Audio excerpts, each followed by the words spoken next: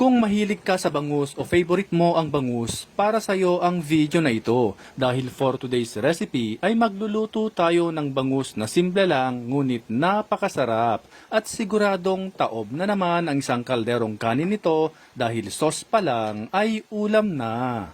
Kung ready ka na, umpisahan na natin. Sa isang kawali magpainit tayo ng mantika. At kapag mainit na ito, gisahin na natin ang sibuyas at bawang. Gisahin natin hanggang sa ito ay aromatic.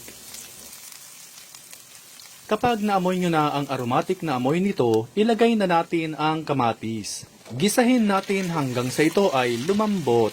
At kung umabot ka sa part na ito ng video, paki-comment naman mga kanoypi saang lugar kayo nanonood para alam namin kung saang lugar nakaabot ang video na ito.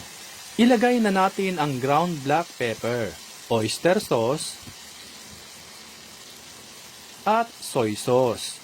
Haluin natin ng maigi bago natin ilagay ang bangus. By the way, shout out nga pala sa lahat ng ating avid followers and viewers worldwide, especially kay Ma'am Hermosa Brenda from Germany, Maura Salazar from Tagaytay City, at kay Sales Nida from Palawan. Lagyan natin ito ng white vinegar at small amount of water.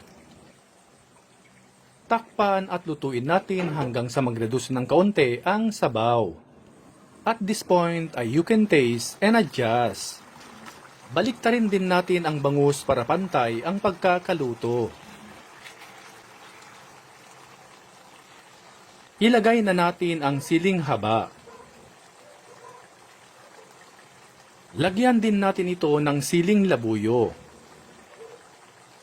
At ilagay na rin natin ang sibuyas.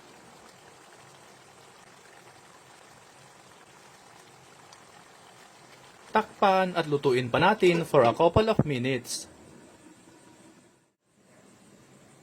And finally, luto na ang ating bangus recipe. Hanguin na ito at ihanda na ang isang kalderong kanin.